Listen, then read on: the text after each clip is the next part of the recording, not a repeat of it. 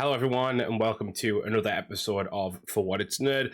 Today, I want to do one of the episodes that has kind of become a little staple of the channel thus far, the podcast thus far, is a what I'm reading episode. I'll try and speak more clearly going forward.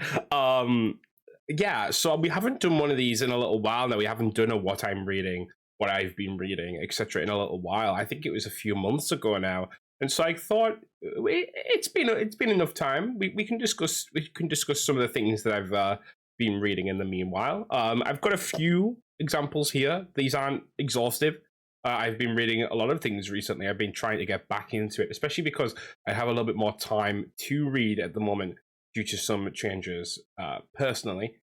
So yeah, I thought this would be a good idea to fill this week. Not fill it in a negative sense, but to fill the slot this week, so to speak. And so I'm excited to get into it. First off, I'll try and go through the books that I have finished. So that is pretty much just the one, actually, now that I'm thinking about it. Then we'll go through the books that I am reading at the moment and books that I intend to read. So that's kind of the plan. That's kind of the idea. So though I've only finished one book recently. I've been kind of jumping about a lot with other books, but that is, as always, a Star Wars book. This is Star Wars: The High Republic, Midnight Horizon. This came out a little while ago. I am behind on the High Republic stuff. I've said this a few times. I know, but yeah. So this is actually quite an interesting book. It's set on Corellia for the most part, which is very, very cool. It details essentially what happens at the same time as the Fallen Star book, which is spoilers for the High Republic, but Starlight Beacon, the destruction of Starlight Beacon, and the intent behind the denial in the galaxy at large, specifically on Corellia in this book.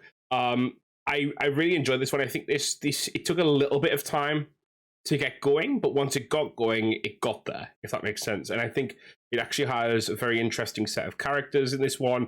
But one thing I will say is, if you haven't been reading all of the High Republic, this one will probably be the most lost on you, because a lot of what happens in this book is informed from essentially most of the. This is like if you were to say you could read, for example, the Light of the Jedi, then I forget the name of it, but the one on the Attack on the Republic Fair, and then you could read like Fallen Star and generally understand what's going on because those characters follow through. This one, not so much. This one basically borrows, like, each piece of the storyline comes from either a comic or it comes from like previous books, like Wreath Silas and Cormac Vetus. They're both characters from Claudia Gray's Into the Dark, and then like we've seen them a few times in other books. And if you're not following it, you won't get this one quite as much. But yeah, I think this is a really fun book. I think there's a lot to do in this book that it manages to do. I think it leaves more questions than answers, because this book is the sort of closing statement on Phase 1 of the High Republic. Now I've just started Phase 2. I've only just started it. But I feel like this one is it was a weird place to stop, but I understand that, like, the way this book was being planned and done is intentionally done that way, if that makes sense. I think you're meant to have this be a weird place to stop, because then they want to go back, tell another story, and then come back and continue. It's almost akin to, I know this is a very weird example to use, but it's almost akin to having, you know how Infinity War and Endgame, the Marvel movies, were split, and you still had other movies that were coming out between them that were also Marvel movies. It's like that. It's like the gap is that weird interlude part that, like, how does this fit in? How do these movies stand up against what we're expecting? That kind of feels like what this book is like. But it was a good book, and I enjoyed it, and I'm excited to see what happens. The ending of the book actually is very interesting, because you see the return of Yoda, who just appeared in one of the earlier comics, and you also see um, one of the Jedi in the book give up the Order, which I'm trying not to spoil as much as I can. But yeah, so that was a very good book. I wouldn't say it's the best in the High Republic. I think the best books in the High Republic are the mainline ones. You know, the big, the start, middle, finish ones, like Light of the Jedi. Again, I can't remember the name of it, but the one on the Republic Fair on Valor, and then Fallen Star. I think those are the best ones, but don't get me wrong, very good book. And doesn't treat you like a child, which I feel some of these High Republic books have done. This book doesn't necessarily do that. So I'm very glad about that. So that's the kind of the only book that I've really fully completed at the moment. I'm a little bit behind on like finishing books at the moment. I'm starting a lot and not finishing them. Which is kind of what I'm getting into now. So at the moment we will jump slightly askew to Marvel for a second, which is a comic that I'm trying to get through. I read the first few issues of this. I picked this up a while back, but I didn't get around to reading it, which is Skrull Kill Crew. I'm very excited about Secret Invasion. And, you know, I always try and get a few comics. I've said this before, but I try and get a few comics around the events that are coming out in the MCU, etc., to kind of understand what's going on. But Skrull Kill Crew is essentially the idea that certain humans have been eating Skrull food, like Skrulls as food, as meat. And because of that, they have gained Skrull powers. But they want to put down the Skrulls. So it's a very interesting concept. I don't know if I'm sold on the actual execution of it. Obviously, this comic is comics from 1995, and then the next part is from 2009. So the 2009 part might go a little bit differently, but the 1995 stuff is not my favorite thing ever. But it's interesting. The next issue, because like I said, I kind of stopped with this for quite a bit. The next issue, I think Baron Zemo turned up, which was very interesting to me. Let me just check. Baron Zemo and Captain America, I believe, turned up, which should be interesting. Let me check. Was it Baron Zemo? I'm going to check. Where is it? Where is it? Where is it? No, Baron Strucker. Baron von Strucker, which is the guy who showed up at the end of... He's the guy in the end of Winter Soldier and the beginning of Avengers Age of Ultron, for those who have only watched the MCU. So, I'm interested to see where it goes. I'm just struggling with it. Because the art style isn't my favorite either. Like, I don't mind. I like bold art style. And I like that looks a lot more interesting to me. So I'm very excited to get to the more recent stuff. So we'll see how that goes when I get there. But yeah, interesting concept.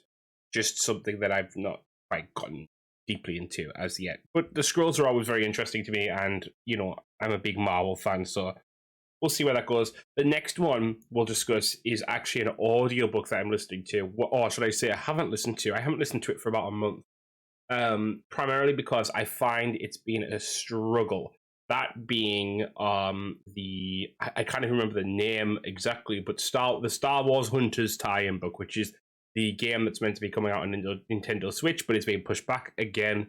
It's soft launched in certain regions, but essentially the book that's meant to link to that. And don't get me wrong, anytime a book or a piece of media is brought out that is linked to a game or linked to a movie, it's usually substandard to the actual, you know, stuff that stands alone, like a comic book or like a Midnight Horizon, for example, which is the book that I was just showing at the beginning there, the Midnight, the Star Wars High Republic Midnight Horizon. I don't know if I said that at the beginning, which to our audio viewers, I'm sorry about that. I didn't think. But yeah, so what I'm trying to say is that it's not a particularly great book. It's very loose, and I think it's loose because I think it's meant to be for kids. Because this is a game that's on the Switch, remember? This is a Switch game. Switch games are often touted towards kids. Now, don't get me wrong, a lot of people who aren't kids have Switches. I get that, and I'm not saying that, you know, if you have a Switch, you are a kid or childlike, etc., or you like child games. I'm just saying that by nature, That's typically the more of the demographic for Switches. So at that point, the curiosity is like, how much do you give a story leeway for it being a child book as opposed to an adult book? I think it's actually quite interesting. Or the concept is interesting because what it does is it actually tries to elucidate, similarly to how the tie-in for Jedi Survivor tried to, game mechanics as story points, which sometimes can go really badly. And I feel like sometimes the Survivor tie-in did well with that, and then sometimes it didn't. I'm blanking on the name of that book, Battle Scars. Which, by the way, in case anyone was wondering, Battle Scars had nothing to do with the actual premise of the game whatsoever. So that's great. But yeah, so I guess what I'm trying to say is that the game, the book does very well at making the game feel like it's part of the universe, which is a good thing considering it is a child's book and considering it didn't really have to do that. One thing I will say is that I was actually very greatly impressed with how they did that, because it felt like they actually had thought about, oh well, how does this game fit into the canonicity of the universe? For example, Reeve is a dark side user who is meant to be a Sith in the arena, so to speak, in the game. And they have basically come out and said, yeah, she's a Force user. Yes, she can use the Force. Yes, she can do all these things. But she's not a Sith. She's just this nobody from Corellia who were pretending is a Sith for the arena. And so it's like all theater, essentially, which is great, because that's like half of what, that's what wrestling is, for example. To a degree, it's theater with fighting involved. You know what I mean? So like, that's like actually pretty cool, and I quite like it. So like, sure, we'll go with it. So that one, whilst it's something that I'm struggling to get into, and I think I will need to finish it now, especially because of the next book that I'm going to be discussing. I'm not sold on it as a book. I don't think it's like a particularly great piece of media, but it's okay, and it does well at what it needs to do, which is explain the canon side of the arena, so to speak. So, with that said, let's talk about what I am actually finding to be a really good book, which is Path of Deceit. I am about a third through this as of recording, and this is the beginning of Star Wars: The High Republic's Phase 2. And I've got to be honest, very, very interesting. You're dealing with characters who are like sort of prequel-esque characters to the main cast of the first set of High Republic books. And you want to know what's going on because, for example, you find out that one of the main characters of this book is a descendant or, an ancestor or somehow a relative of Marchion Ro, or Marchion Ro, depending on how you say it. Marchion, I think, is the prevalent saying, the prevalent pronunciation. But and that in this book, we're learning how the Gaze Electric, the ship that Marchion uses, is created. And there's other things, and I'm interested to see how these things all fit together. Because they're talking about the Path of the Open Hand, which is like a cult that is being investigated, but is also stealing Force artifacts. And I don't quite know how it all lines up yet, but I'm very interested to see how. Now, obviously, a lot of people who are maybe watching this this episode of the podcast, they might know already because, again, as I said, I'm way behind on the High Republic, but I'm trying to catch up. As quickly as I can, because there's other books coming out. There's other books that are coming out, not just in the Star Wars universe, but Marvel comics, etc. But also like other books that I want to get done. Like I've been sat with Dune halfway done for a little while now, and I need to get back into that. And like I want to start reading some other stuff. So like this is a good book, but yeah, I'm interested to see where it goes and trying to get through the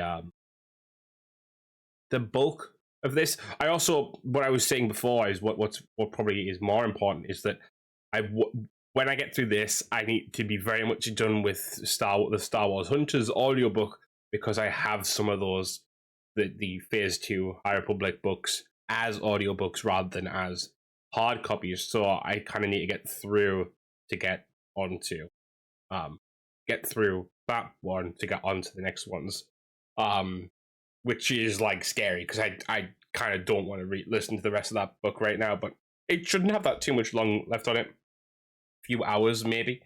But yeah, so we're getting there. But there's a lot of stuff I want to read. I still actually haven't read half of those books on that shelf over there, and still some up there as well. But talking about books that I haven't read, the ones that I do want to kind of touch on today, they were delivered to me earlier this month, is part of my Marvel Legendary Collection, which I've talked about before, but I have a whole set of Marvel Legendary Collections that I've been purchasing for over a year now, I would say. And we're only on issue 32 at this point, and there's like 100, so it's like going to be another year or two before I have them all. But it's a really cool subscription, and it gives you insights to a lot of the characters that you otherwise might not pick up a comic book on or might not have access to otherwise. But the first one today is Moon Knight the Bottom, which is an unfortunate name. But left for dead on the desert sands, Mark Spector cried out for salvation. His prayers were answered by Khonshu, the Egyptian god of the moon, who made a pact with the dying man. In return for saving his life, Mark will become the ancient deity's weapon on Earth, an unstoppable avatar delivering bloody vengeance to those who deserved it. That was years ago. Now Khonshu has forsaken him. Mark finds himself at the bottom once more. The time has come for man and god alike to find retribution or die trying. So that's actually really interesting. I've got to be honest, I've always found Moon Knight to be an interesting character, but never really gotten around to reading much in the way of Moon Knight. And on top of that, I've only seen him obviously adapted for the Disney Plus TV show. So it's going to be interesting to look at, especially because a lot of people say that adaptation wasn't, whilst it was perhaps good in some ways at dealing with the how do I put this? The more cerebral side of Mark's character, the issue with having a number of personalities, whilst that might have been more beneficial than not, the portrayal of Moon Knight as a character wasn't exactly to par. So I'm very interested to see how that lives up to this, and to see if it's true that this is a bit more of a better adaptation. And that but also this is a little bit different anyway, because this is obviously set in a different. This isn't the same story that they use for. Well, as far as I can tell, maybe when I start reading it, I'll see some parallels. But this isn't the same story they use for the adaptation of Moon Knight itself. But still, very interesting, and I can't wait to have a crack at that one. Now, the second one, this is a character everyone knows, everyone's very familiar with, Wolverine. This one is just called Wolverine. There's no tagline. But this will be an interesting one. It is an older set of comics, which I can sometimes find difficult to deal with. I find that sometimes you get real gems with older comics, or they're really bad. But we'll see how this one pans out. So the blurb for this one states, discover the classic tale that defined the Wolverine, catapulting the X-Men's most mysterious member to superstar status. Traveling to Japan to meet with his true love, Mariko, Wolverine is shocked to discover she has been married off by her criminal father, Lord Shingen.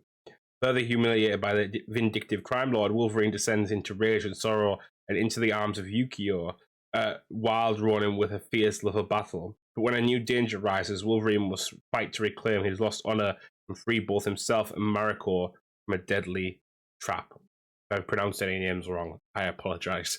I'm bad with that type of stuff. But yeah, so that'll be interesting as well. I've never read a Wolverine comic. I've read a lot of X-Men comics. I've never read a Wolverine specific comic, so that'll be very interesting.